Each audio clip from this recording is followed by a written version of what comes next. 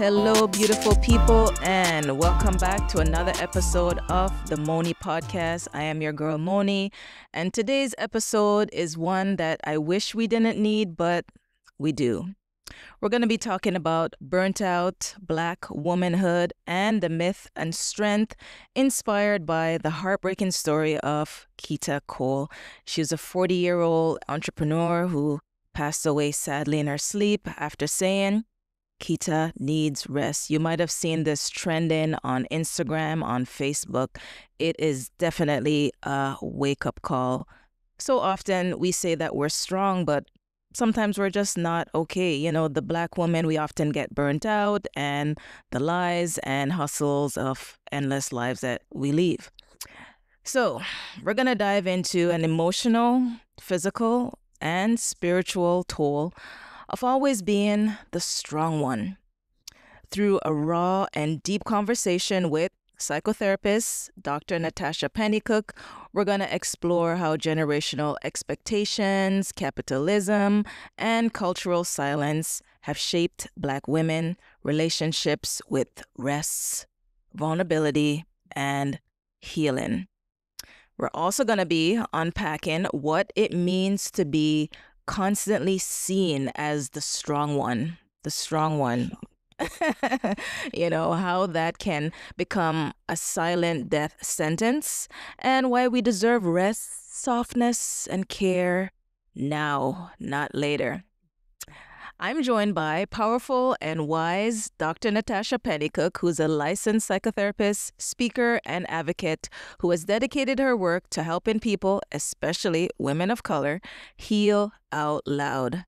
She is the clinical director of her own practice, Natacha Pennycooke Psychotherapy, and she has over 14 years of experience. She's a fierce advocate, dynamic speaker, and a powerful voice around therapy.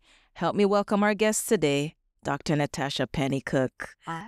Hi, thank you for coming. Yes, I'm glad you could make it. Thanks for taking the time to be here.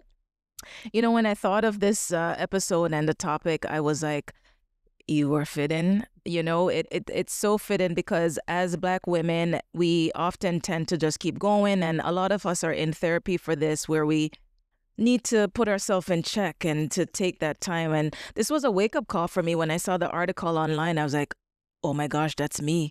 I just heard my mom keep saying, you're not going to sleep, you're not going to rest, because I do so much. As you know, I have a charity, I juggle so many jobs, I do like all these events, and I have a problem with resting. And this was a big wake-up call for me. What came to mind when you heard Quita Cole's story? Yeah, so interesting, right? Because you sent that to me and I was going through it. And as you said, it's fitting and it's timely.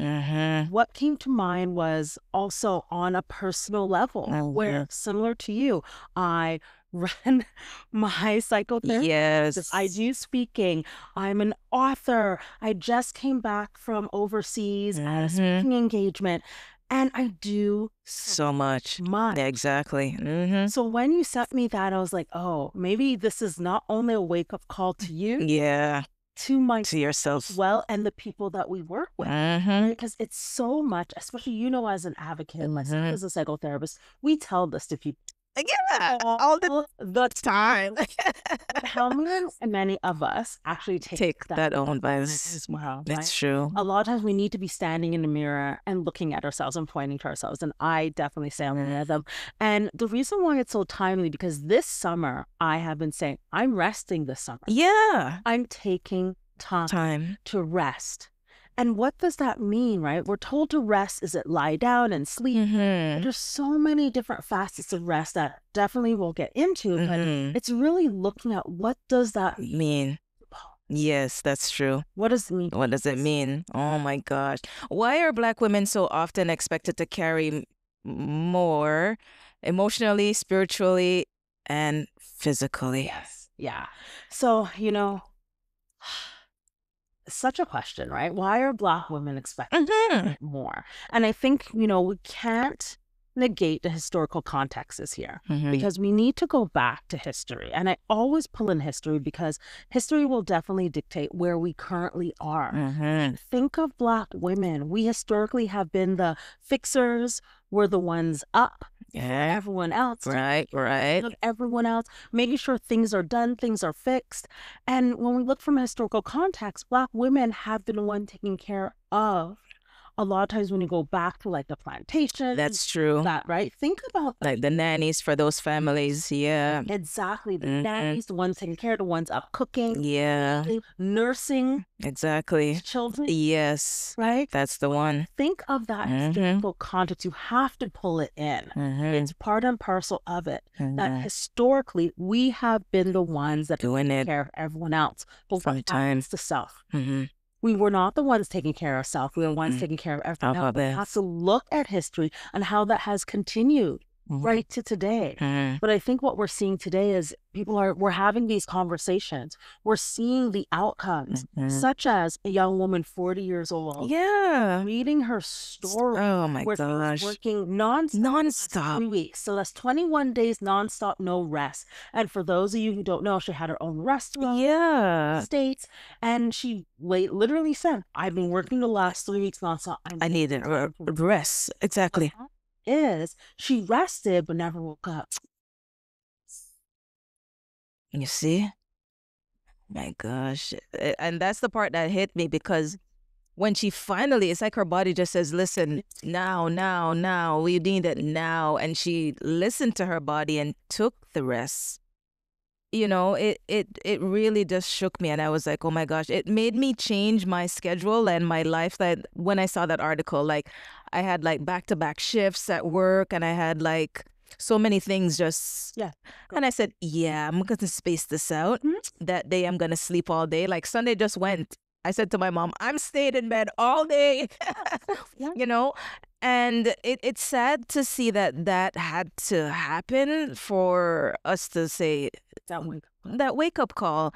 You know, what are some of the early warning signs of burnt out or breakdown that we often ignore or normalize? Yeah, you know what? People are talking about burnout more, which is great. Yeah. Have this conversation. We're starting to recognize that it is an issue that we have to pay better attention to. So yeah. Talk about burnout. We will talk about the signs. Think about it like this. You are at the edge of the cliff. You're there. You're at the edge. You know you can't go any further. But the ground is eroding. Yes.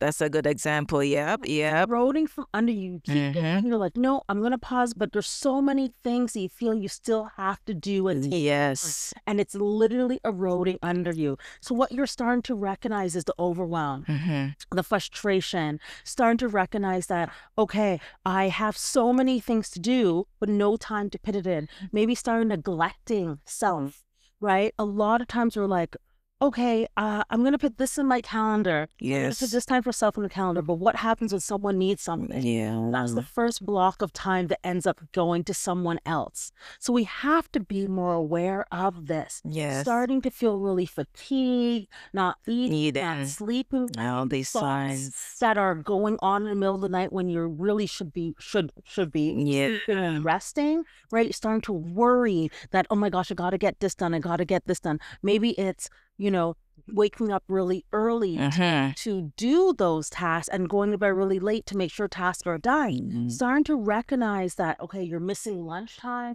Yeah. Oh my gosh. I've noticed in some of these patterns. Oh my gosh. And then you start feeling like the heart palpitations. Not drinking enough water. Yes. Like you start seeing all of these psychological and physiological traits that are starting to happen. And then you don't have the capacity anymore to keep going. Right. You see? Think about it like this, okay? And you may have seen me talk about this before. Think about in the morning when you go for your coffee or your tea or smoothie, you open up your cupboard. Yes. All of the mugs are available. Yes. Right? They're all available. You pick one. Great. Availability. You pick that mug, whatever you decide to use. Whatever size mug you use, that's what the capacity that you have. That's the capacity of that mug. Okay. What happens with burnout, we go way beyond that capacity.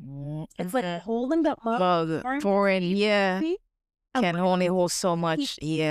Pouring way beyond the lid, and what happens to our hand? We get burnt. That's burnout. We go beyond our capacity, our physical, our psychological and our emotional capacity, and we get burnt because we're beyond. Can't hold anymore. Right. But I think what has happened with Black women historically, we have been told that we have this unlimited capacity. We keep pushing and going. But the reality is, it's not unlimited. That's true. There's a max.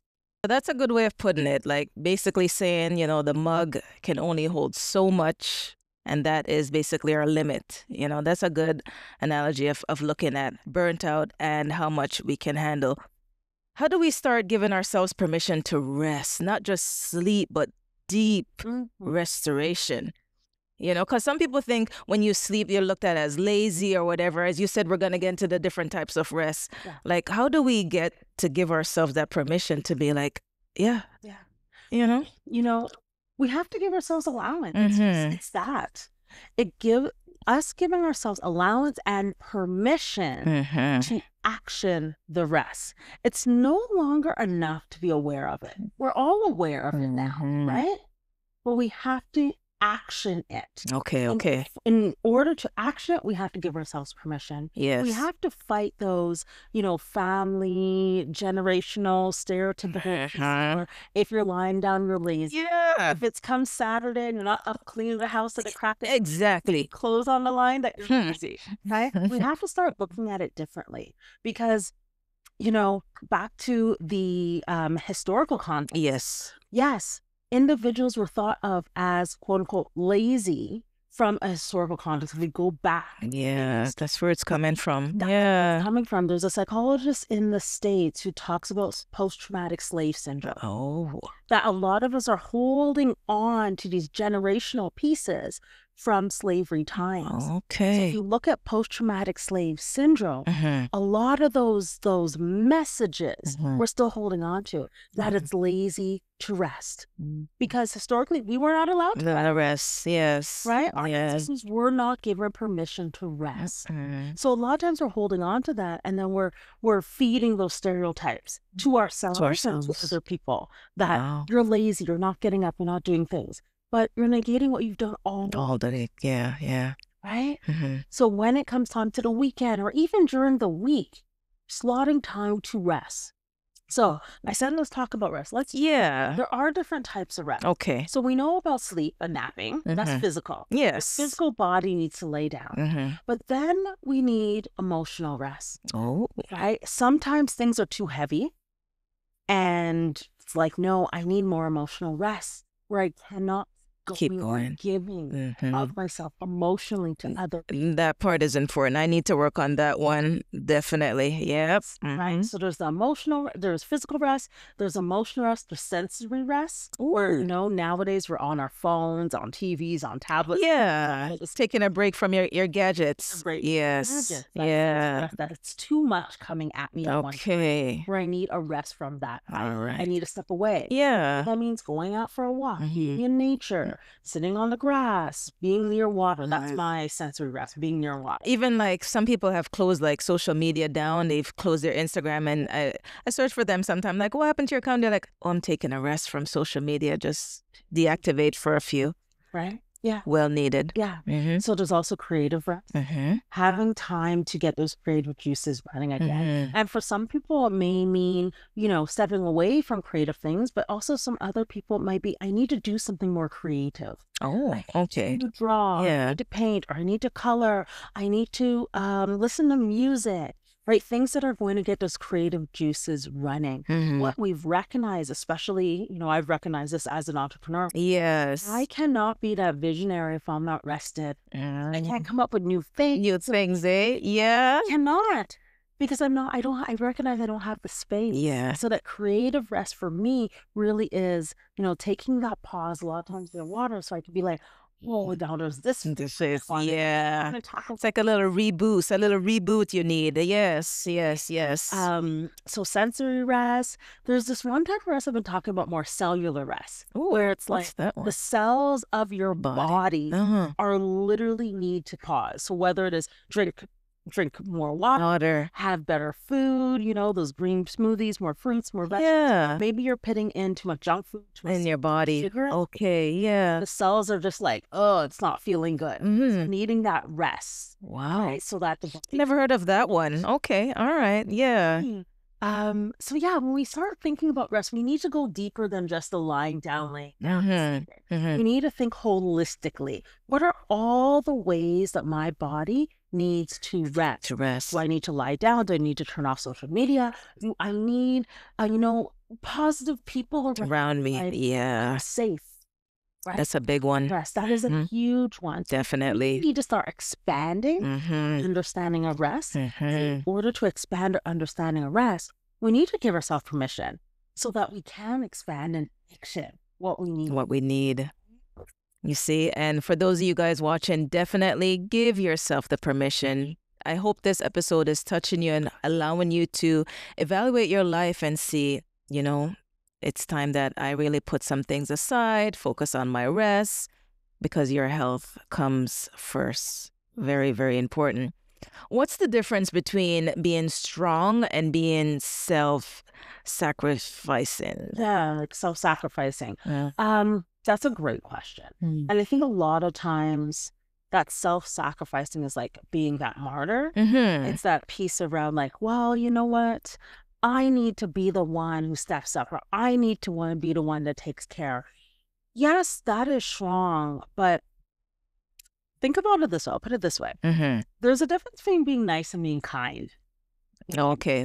So it's nice to be there for everybody. It's nice to make sure everyone has what they need to be well. It's nice to be able to support all your family and friends and loved ones and coworkers. It's nice. But what is the outcome on you? Is that kind to self?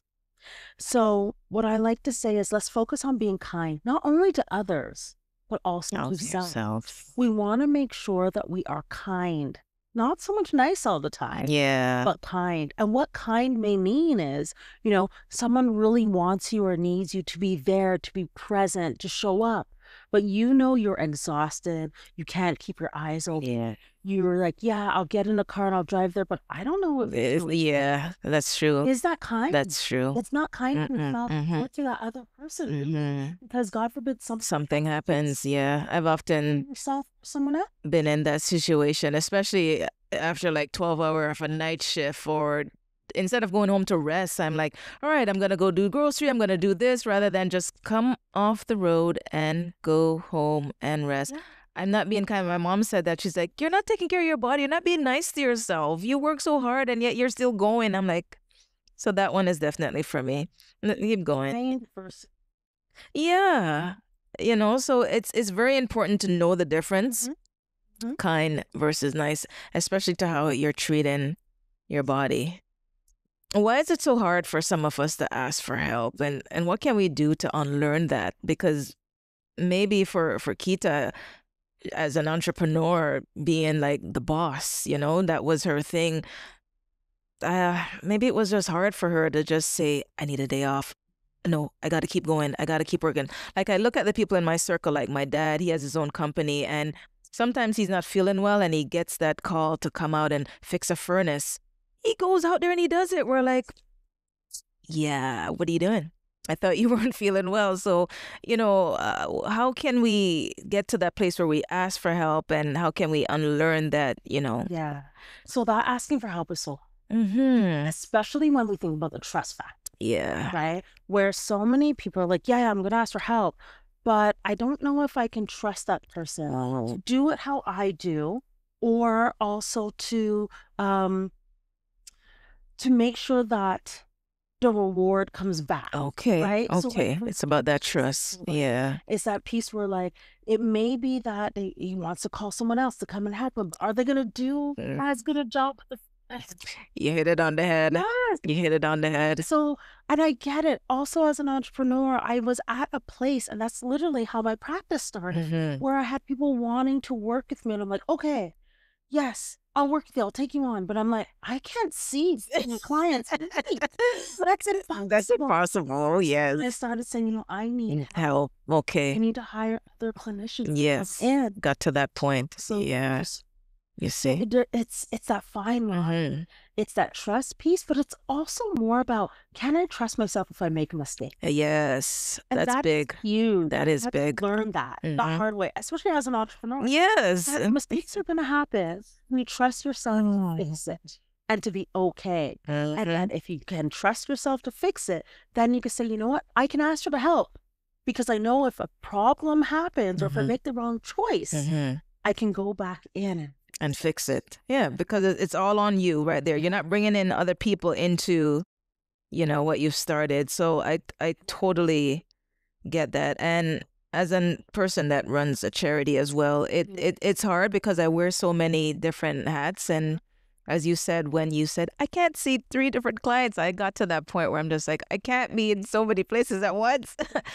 You have to learn to ask for help. It was hard. It's very hard because you kind of know how you want things done. Yeah. And then when you start to get the help and then you're like, no, not like that. Oh, never mind. I'll just do it myself. Yeah, exactly. So, what I was doing with my admin team. Yeah.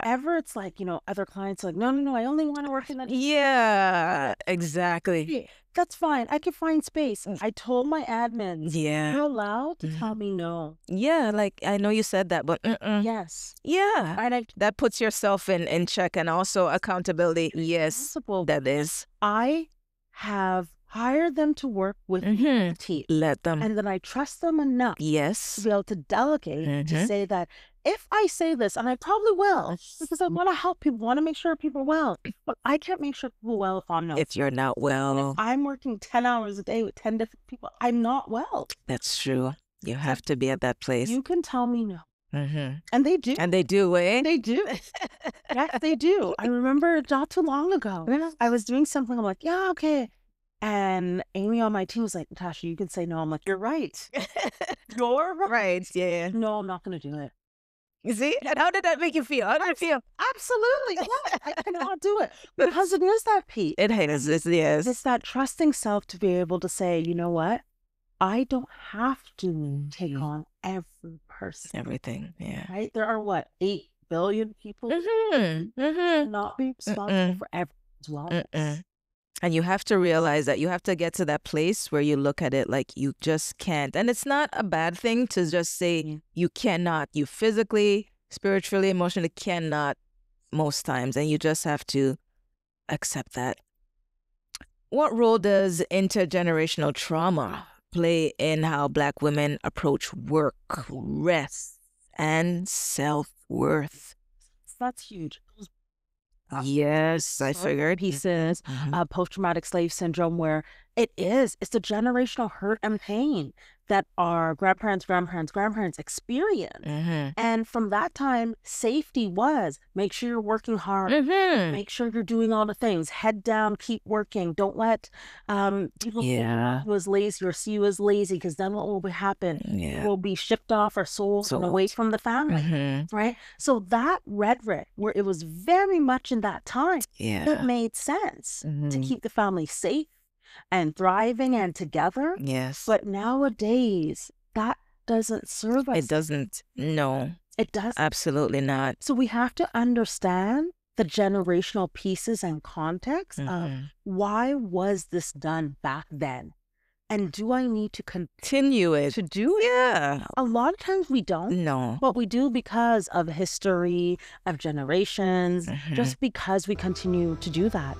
I had one of my Latinx colleagues, who's a psychotherapist, we were on a panel together years ago. We had such a great conversation. Yes. And she told the story of one of her, I think, clients who, at Thanksgiving or Christmas time, they would take the turkey, they would cut it up with scissors into small pieces, season all the things, put it in the oven. Yeah. And finally, I think it was the grandchild asked the mom, why do we do this? The mom's like, I don't know. Oh, Grandma used to do it. Ask grandma, why do you do it? I don't know. My mom used to. Oh my gosh. Went up the generation. Just kept asking, like, somebody's got to. You know what happened? Yes. I think it was their grandma or great grandmother said, in my day, Mhm. we had small ovens.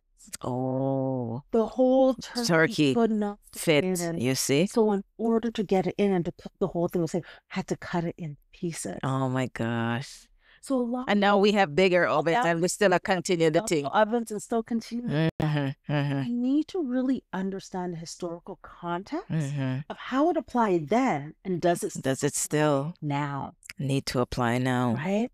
People don't think about it. No, I would never have thought that. Yeah. I love it because it really puts it into tangible text. Yes. Where it's coming from, and do we still need to continue that? Especially when it comes to our health, Yes. our self-worth. If we look at how far we're coming from and where we are today, a lot of those things we don't need to continue. And it goes back as well to like upbringings, like with my family and how, especially like with dating.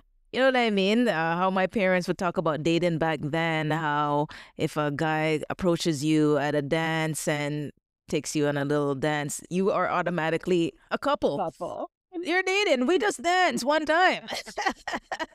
And now you go on a dance floor. The guys aren't really trying to dance with you like that. Everything is so different. Back then, they just said things made more sense and it was more easier as opposed to now. It changed. It can change Mhm. something, right? Like nowadays, we have more technology than we Yeah, for sure. using technology as a tool to support. And I think that's some of the pieces that we're missing, right? It's like, what are the different technologies that are available to be tools to support my wellness, as opposed to take away from? How can it support? Exactly. How can it support? Again, we're speaking to Dr. Natacha Pennycooke. I hope you guys are enjoying our episode so far. If there's any questions or anything that you felt we may have missed, definitely leave a comment. We will have that answer for you. What would you say to the woman who says, but I have to work. I don't have the luxury of rest. Oh, I hear that a lot. You probably hear that a lot in your field. Oh my gosh. What? Okay. The term self-care. Let's go there for a second. The term self-care has been taken and appropriated. Yeah. The term self-care actually started by Audre Lorde. Okay. Yeah. Queer woman. Yes. In like the 80s. Okay. And it has been taken away to mean spa day. Get your nails done and all those things, right? We have to go back to that original definition. The idea of self-care that Audre Lorde spoke of was community support. Okay. Right? How do I take care of self within a community context? Okay. How does community then form to take care of me? Right? And she talked interesting. Yeah. Going through cancer and all of that. Right? And it was really about wellness within community context. Okay. So we need to go back to that. Yeah. To understanding what is actually self-care. How do I take care of myself? How do I make sure I am well? And how is my community, my network, my tribe, my sisterhood, my friends set up to support your wellness? Yes. A lot of times what happens when we do need help or support and we're like, oh, I can't do this. We think about going to the people who have never supported us. Yes. Never. We still want their validation. It's true. Those are the ones we run to. Yeah. Why? Why do you continue to do that? Yes. Why do we continue to do that? I want to know. Yes. Serious question. Because we want their validation. Okay. I've never gotten it. Maybe this time. It would be different. We'll get it. Get their validation. And I feel better, have more self-worth, more self-esteem, all of that. Stop going to the people that hurt you for validation. Yeah. Right? Build up your tribe, your network, your community, so that it can really support you in whatever it is that you need, whatever your wellness is, whatever your self-care is. And self-care, going back to the question, it doesn't have to be, that you have the money for mani-pedi. Yeah, the luxury life. Yeah. It could be that, today I'm not going to eat lunch at my desk. Yeah. I'm going to go sit outside. Yes. I'm going to go for a walk. Or I'm going to take a hack. It's affordable. It's true. Those little things. It's the little things. Things that make the difference.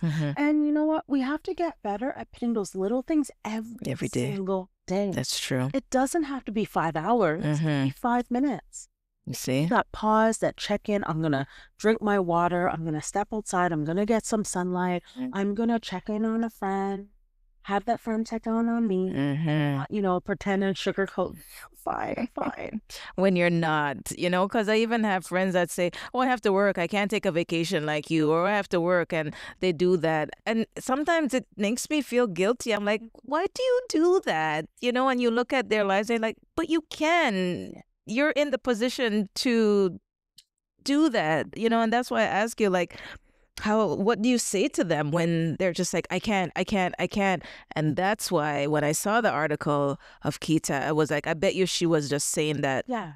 I can't. No. I will rest in a week. Exactly. In 3 days. Exactly. Tomorrow. Exactly. She just kept putting it off. Yeah. Her body's like, oh, listen, you're pitting it off. Yeah. All right. All of it now. All right. You see, all of it. One shot. This is all we got. Yeah. It's going to be now. And that is why it's important to not wait. People, listen to your body. Know the signs. Ask for help. Yeah. Ask for help. Yeah. Let's look at faith and inner work. How can faith and therapy work together when healing from exhaustion? Yeah. So you know what? There's this push now that mental health does belong in. Yes. Or in different religions. Mental health is the church's business. Dr. Lane talks. Yes. Right? It is the church's business. It belongs with faith. Whatever religion that you are practicing, it belongs there. Because when we talk about wellness, we want to look at it holistically. Exactly. Faith, your spirituality is part of that wellness, right? Taking time to pray or to meditate or to, read your spiritual book. That's wellness. It's making sure that you are well. So it absolutely belongs there. Absolutely. See, goes hand in hand. It goes hand in hand. And we have to get better at allowing spaces for that faith, to help belong, to coexist. That's true. That's true. Like where I work, they have a room devoted to those that need to go and pray, or if they need a moment to just debrief or let out. I think that should be something that's just normalized, in a few other different settings. And it helps that individual to just put the two together. As you said, their mental health, they may be at their desk and they're like, oh my gosh, I'm going to break down. I need a moment. Yeah. They take that time and allow it to, other than just constantly just going and going and going and going. Exactly. It definitely goes together. Recognize, right? Like we talk about the mind, the body, and the soul. We have to make space for all three. We touched a little bit on the signs of what it looks like when you're close to being burnt out. Look for the signs. But what does rest look like when you can't take a full break, but your body and your mind are begging for space? Yes. Just so begging. Our mind and our body. Think about that they're opposite sides of the same coin. Yes. Our mind and our body are connected and interconnected. We're not good at seeing the signs from our mind. Okay. This is how I say it. Our mind will tell us, you're really tired, you're not doing well. We don't listen. We never listen. The mind's like, hey, body, all right, I need your help. It's not listening. Body's like, sure, no problem. What you need me to do? All right, yes, right? Yes. And you're like, oh, I have a headache. But it's okay. I'm going to keep pushing through the headache. Yes. Okay. Body, it's mind again. Yes. Listening. Okay, let's give them a back pain. Yes. Foot pain. Yes. Look at something. Right. Still not listening. Oh, gosh. Right? If we keep not listening to the signs, our body's going to shut down. Totally, completely. And then what's that? Where we are. Yeah. The reason why we're having this, Quita. I'll give you a personal story. Whenever I am tired, exhausted, and I'm like, oh, I need to push through another 2 more days and I'll rest. Yeah. Without fail, I lose my voice. Really? Yes. That's consistent. You've always had that. That's your thing. That's how you know you've gone over your limit. Right. And what do I do for a living? I talk for a living. You talk. You need your voice like this or in therapy. Wow. In hard places, I'm talking. And you know it's coming. You know. I know. Oh my gosh. Consistently, I will tell you, your body and your mind they'll work together. This person needs to pause or else they're going to pause indefinitely. I lose my pause. And then everything gets canceled, eh? Everything gets canceled. So I can't do nothing. That's interesting how the body does that, you know? And for you in your field, it's like it almost knows, listen, she needs her voice. Yeah. Like we teach her a little lesson and Exactly. there we take that. Your voice is gone. Wow. I don't think I have something that really happens, but I just know my body just feels really, really weak and tired, you know, and the minute I rest, I say, yeah, you definitely needed that. So that's what I'm listening. Yeah. Your run down. Yes. I think that's the one. Sure. You know, and I have to listen to it. One day, I think I was coming off work and I had an event to go to. And I said, if I go home and sleep, I'm not going to wake up in time to go to the event. I'm just going to like sleep in the car and then get ready and then go there just for 2 or 3 hours. And as I was leaving work to go, my heart just started to like palpitate. And I was like, no, sir. And I like how this feel a little, you know, and then I was like, drink some water. And I was like, gonna go.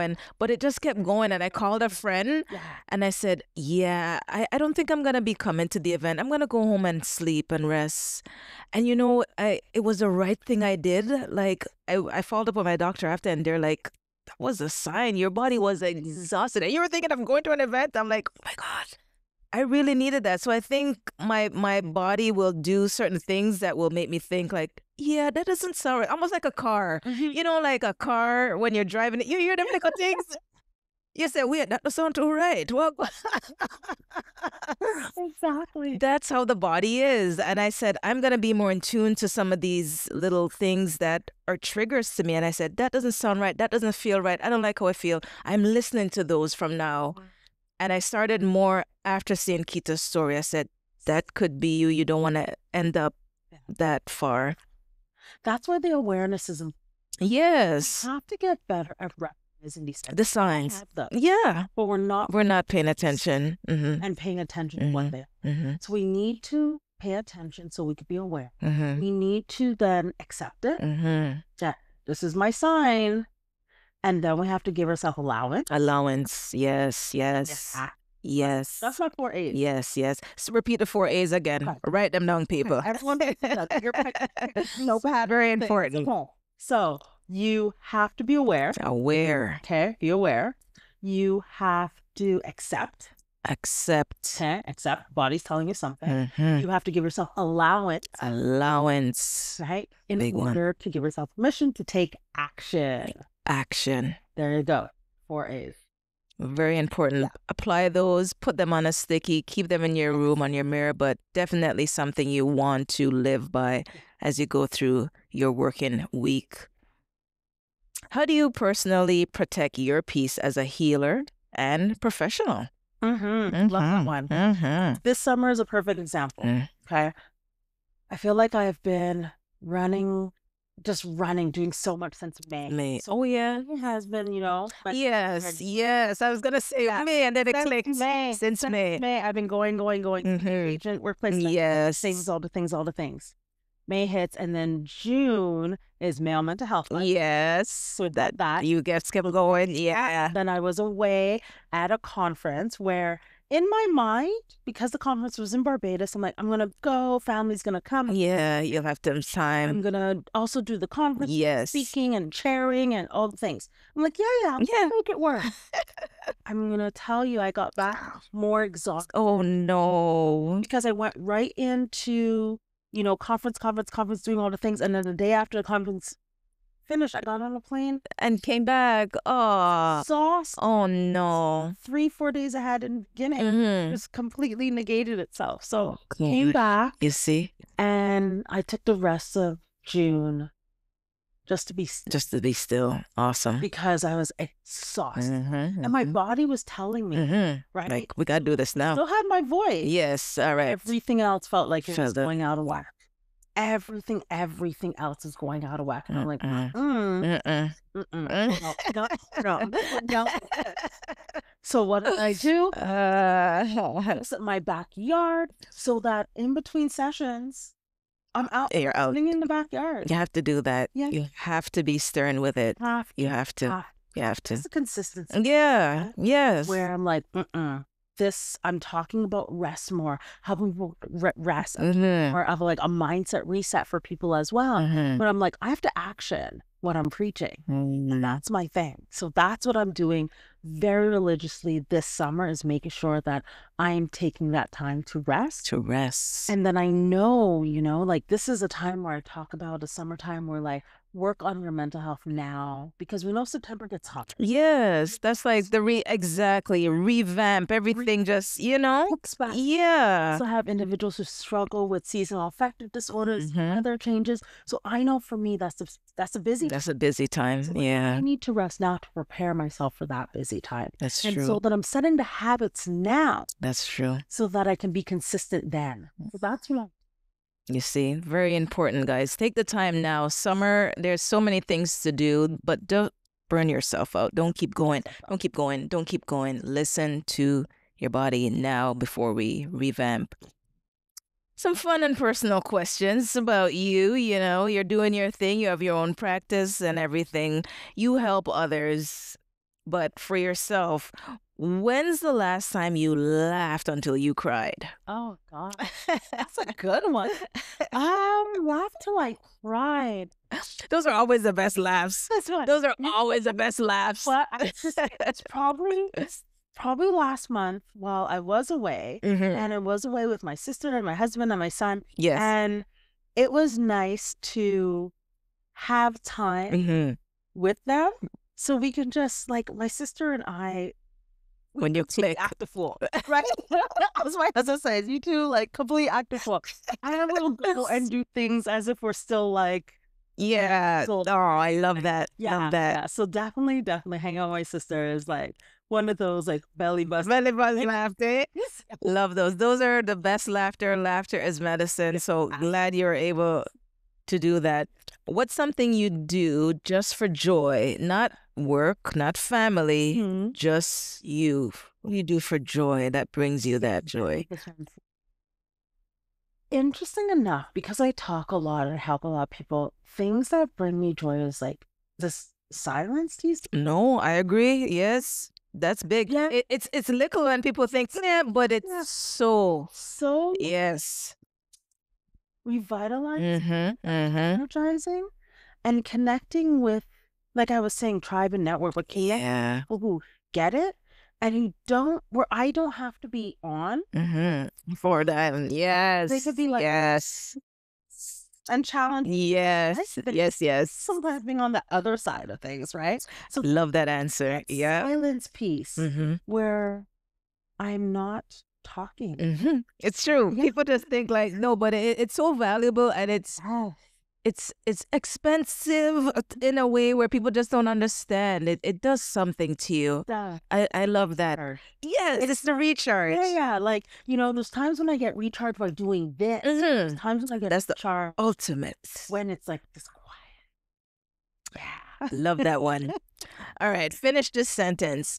If I had a full day off with zero responsibilities, I would... The beach. Clear water. Yes. Beach. I would be on the beach in the water. You would not see me. I'll just be there. Love that.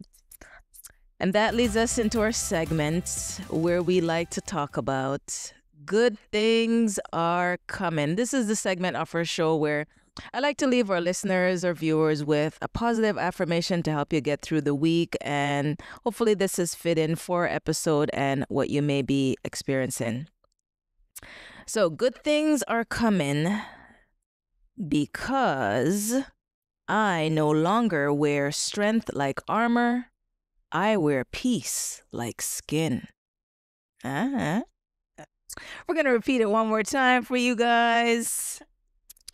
Good things are coming because I no longer wear strength like armor.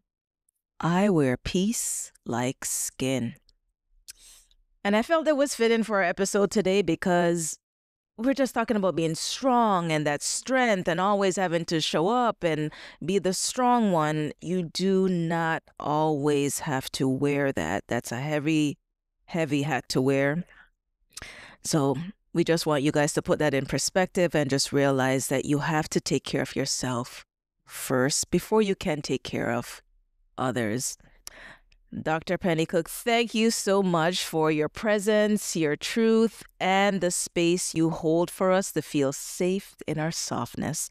Let the people know a little bit about your practice, where you are, how they can reach you. Absolutely. Well, thank you for having me. Yes, definitely. Safe. Mm-hmm. It needs to be normalized that we have these conversations more. So if you're looking to rest, if you're looking to put things down, we can help you in a number of ways. So I have a psychotherapy practice, Natacha Pennycooke Psychotherapy, where our team of registered psychotherapists and social workers, we're here to help you with your mental health needs, right? We're there to help you as a family, as a couple, the youth in your life, and as individuals. Come in whether you're struggling with anxiety, depression, trauma, things that have happened in your life, intergenerational trauma that you're finally ready to put down and to explore. Come in for that. I also go in and do workplace wellness workshops. We know it's a workplace. We need the support there. Definitely. Well, Definitely. definitely reach out. Let your HR, your managers, your leadership team know that you want wellness in the workplace. Give me a call. I can come in and do that.